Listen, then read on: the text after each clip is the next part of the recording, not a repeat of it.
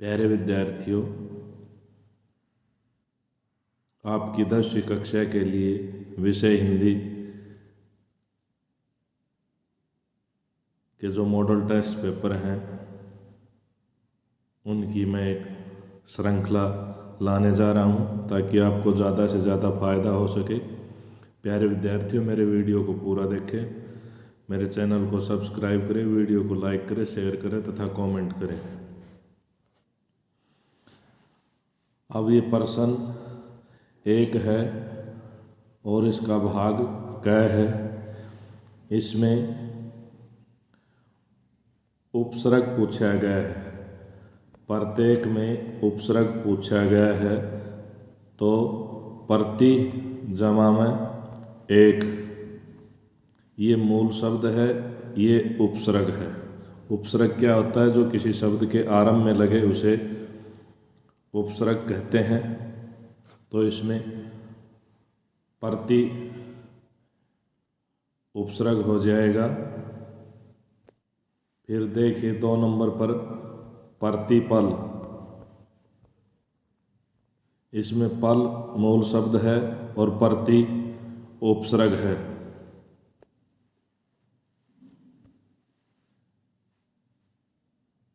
प्रश्न नंबर 2 डडियल। डडियल में कौन सा प्रत्यय है? अब प्रत्यय क्या होता है? प्रत्यय किसी शब्द के अंत में लगकर उसके अर्थ को बदल देते हैं तो उसे प्रत्यय कहते हैं। अब देखिए द, ढी, यल। अब देखिए यहाँ ये छोटी ई की मात्रा है, ये छोटी ई है। छोटी ई की मात्रा ये होती है तो ये मात्रा लगी हुई है तो यहाँ ईल प्रत्यय हो जाएगा।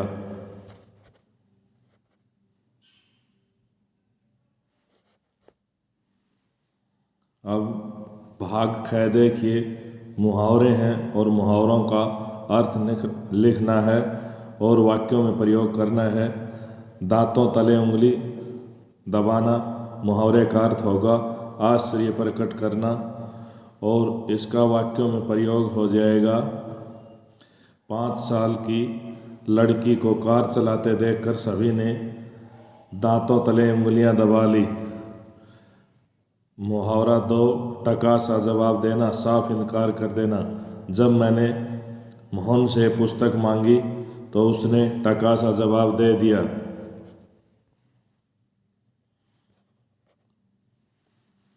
भाग गए। प्रश्न 1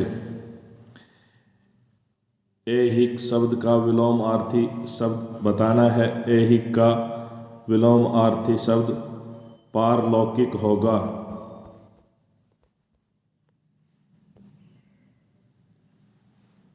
फिर प्रश्न 2 आधर के 2 अर्थ लिखने हैं। आधर एक होठ का निचला भाग होता है, एक अधर अंतरिक्ष होता है।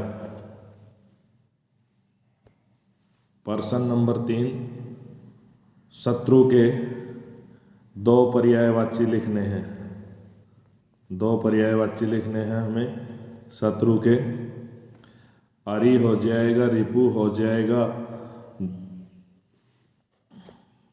अब देखिए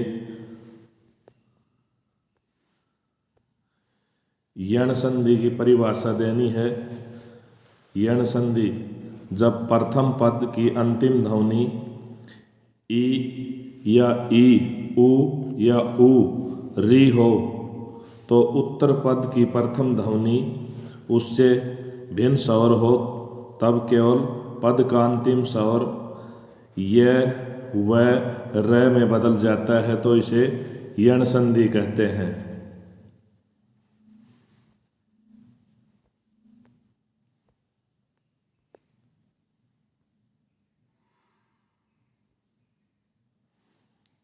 अब देखिए यण संधि के कुछ उदाहरण है। इति जमाम आदि, इत्यादि हो जाएगा। अनु जमा में अय अन्वय हो जाएगा, मातृ जमा में आज्ञा मात्राज्ञा हो जाएगा। अब प्रश्न नंबर 2 का भाग क, इसमें दोहा छंद की परिभाषा पूछी गई है। ये एक अर्ध सममात्रिक छंद है। इस छंद में 4 चरण होते हैं।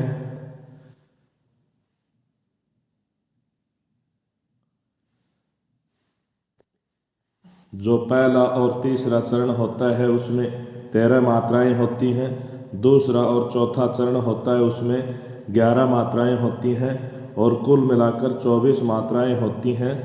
तो ये दोहा छंद बन जाता है। अब दोहा छंद का उदाहरण है रे रे नरप बालक काल बस बोलत तो ही न सभार धनु ही सम त्रिपुरा रि धनु विदती सकल संसार। ये इसका दोहा छंद का उदाहरण हो गया। अब देखिए यहाँ आगे अलंकार पूछे गए हैं। पीतर पात सरिस मन डोला। तो यहाँ जो सरिस वाचक शब्द आया है उसकी वजह से ये उपमा अलंकार का उदाहरण है। और पितर पात की वजह से पैवर्ण की आवृत्ति की वजह से इसमें अनुप्रास अलंकार भी है।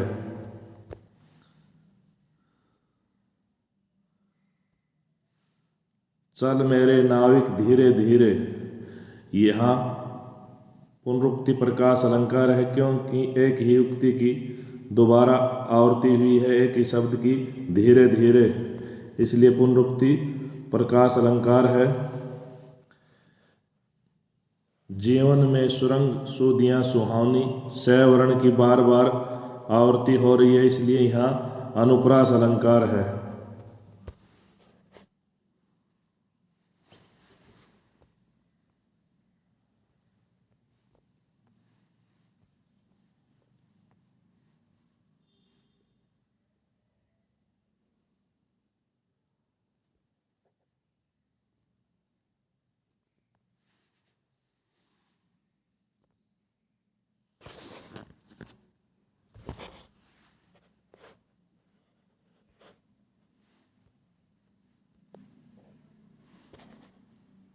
अब ये कविताओं के जो खंड ख आता है प्रश्न है, ये प्रश्न नंबर 5 आता है हमारे जो प्रश्न पत्र होता है उसमें।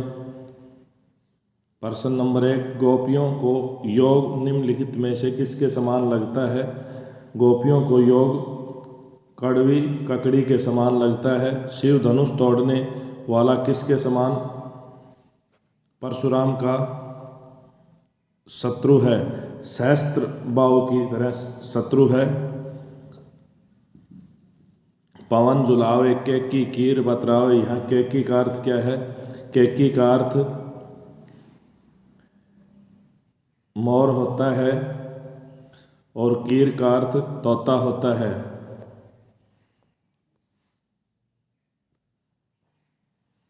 कवि ने अपनी आत्मकथा को कैसी बताया है? भोली बताया है। कुंतल शब्द का अर्थ लंबे केस होता है।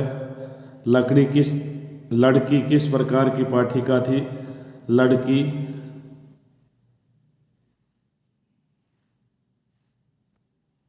धुंधले प्रकाश की थी, कुछ तुकों की भी थी, कुछ लयबद्ध पंक्तियों की भी थी। तो इसमें आ जाएगा उपरोक्त सभी। मुख्य गायक अपने ही सरगम को लांघ कर भटकता हुआ कहाँ चला जाता है? अहनद में चला जाता है।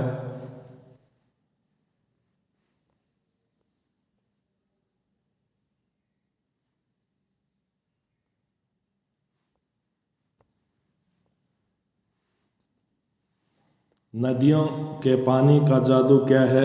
फसल है नदियों के पानी का जादू। तो यहाँ ये एक पद्यांश दिया गया है। इस पद्यांश के आधार पर हमें प्रश्नों के उत्तर देने हैं। यह पद्यांश उत्साह कविता से लिया गया है और इस कविता के कवि का नाम सूर्यकांत त्रिपाठी निराला है।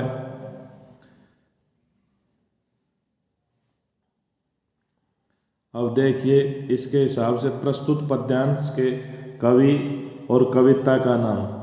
कवि का नाम सूर्यकांत त्रिपाठी निराला हो गया, कविता का नाम उत्साह हो गया। कवि ने किसे गरजने के लिए कहा? यहाँ कवि ने बादल को गरजने के लिए कहा है। कवि के अनुसार बादल अपने हृदय में क्या छिपाए हुए हैं? बादल अपने हृदय में वज्र या विद्युत की छवि छुपाए हुए हैं। बिजली की चमक की जो छवि है उसको छुपाए हुए हैं।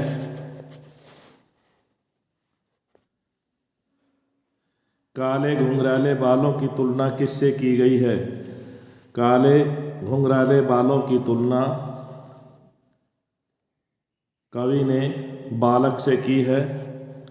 धाराधर शब्द का अर्थ क्या है? धाराधर शब्द का अर्थ बादल होता है जो धारा प्रवाह वर्षा करे।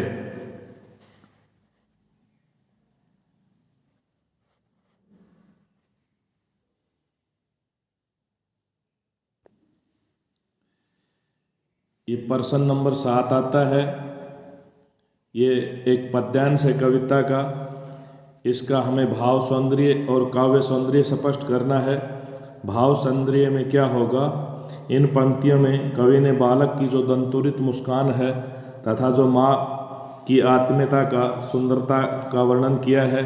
कवि का कथन है कि बेशक वह प्रवासी अतिथि है परंतु सौभाग्यशाली है कि उसे उस धन्य बालक की दंतुरित मुस्कान देखने का मौका मिला है।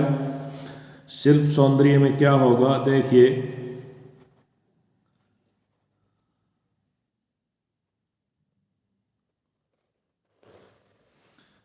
तब तुम्हारी में अनुप्रास अलंकार है। क्यों है? तय वर्ण की आवर्ती के कारण यहाँ अनुप्रास अलंकार है और यहाँ वात्सल्य रस का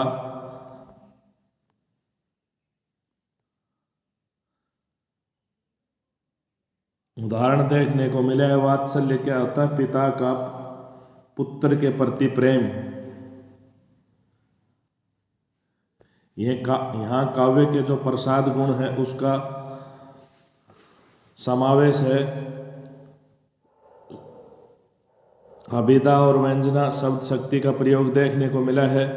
यहाँ वर्णात्मक शैली का प्रयोग हुआ है। यहाँ आंखें चार होना मुहावरे का प्रयोग देखने को मिला है और कुछ पंक्तियों में तुकबंदी भी देखने को मिली है। देखिए मार और चार यहाँ तुकबंदी है। धन्य और अन्य में यहाँ पंक्तियों में तुकबंदी है।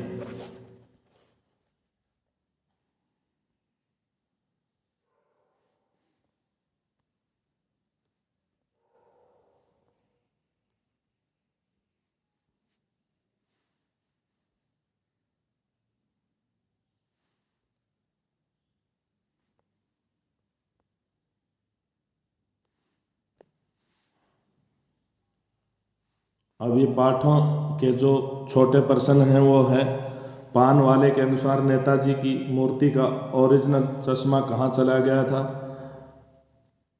मास्टर जी जो मोतीलाल जी थे वो मूर्ति पर चश्मा बनाना भूल गए थे।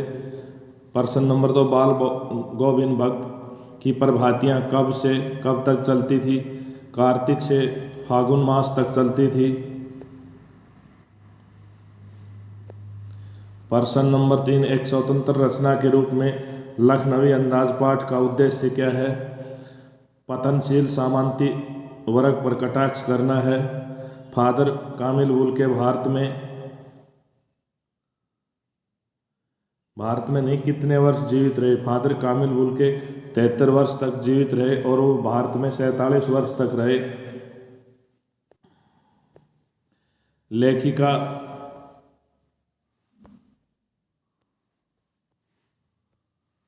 लेखिका से 2 साल बड़ी लेखिका की बहन का नाम क्या था? सुशीला था। त्रिपिटक ग्रंथों की रचना किस भाषा में हुई? प्राकृत भाषा में हुई। अमीरुद्दीन का जन्म कहाँ हुआ? अमीरुद्दीन का जन्म डुमराव में हुआ। मानव संस्कृति को लेखक ने कैसी वस्तु कहा है? अविभाज्य वस्तु कहा है, जो विभाजित न हो।